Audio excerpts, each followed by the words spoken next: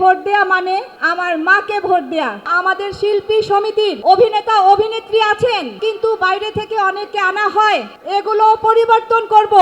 এবার যদি আপনাদের ভোটে, আপনাদের ভালোবাসায় যদি নির্বাচিত হই আমরা, ইনশাল্লাহ আমাদের সমিতির অনেক কিছু পরিবর্তন করব। আমাদের শিল্পী সমিতির প্রত্যেকটা সদস্য সমান, এখানে কোনো ভাগ বিচার নাই। আমি কথা দিচ্ছি আমাদের প্রত্যেকটা শিল্পী সমিতির সদস্যের পাশে সব সময় থাকবো ইনশাল্লাহ, যে কোনো প্রবলেমে। এবং আমি খেয়াল করেছি অনেক জায়গাতে অনেক প্রোগ্রাম হয়, নাচ হয়, গান হয়, এবং সেখানে কিন্তু আমাদের শিল্পী সমিতির অনেক ডান্স ডিরেক্টর আছেন যাদেরকে ডাকা হয় না। এগুলো পরিবর্তন করব।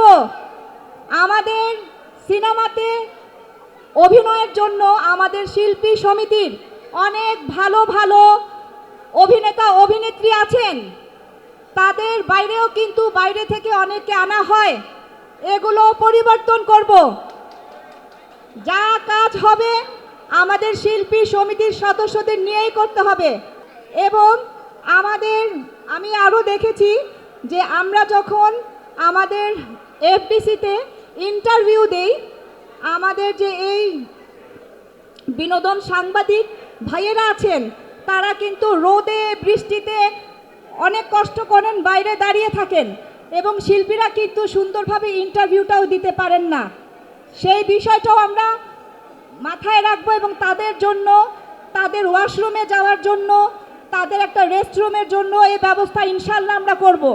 আমি কথা দিচ্ছি সব সময় আপনাদের সাথে থাকবো। এবং একটা কথা মনে রাখবেন, যে কথাটা অনেকেই বলল, মুক্তিকে ভোট দেয়া মানে আমার মাকে ভোট দেয়া। আপনারা আরমান মুক্তি প্যানেলের সাথে থাকবেন, সবাইকে ভোট দিবেন, জয়যুক্ত করবেন ইনশাল্লাহ। আল্লাহ ভরসা।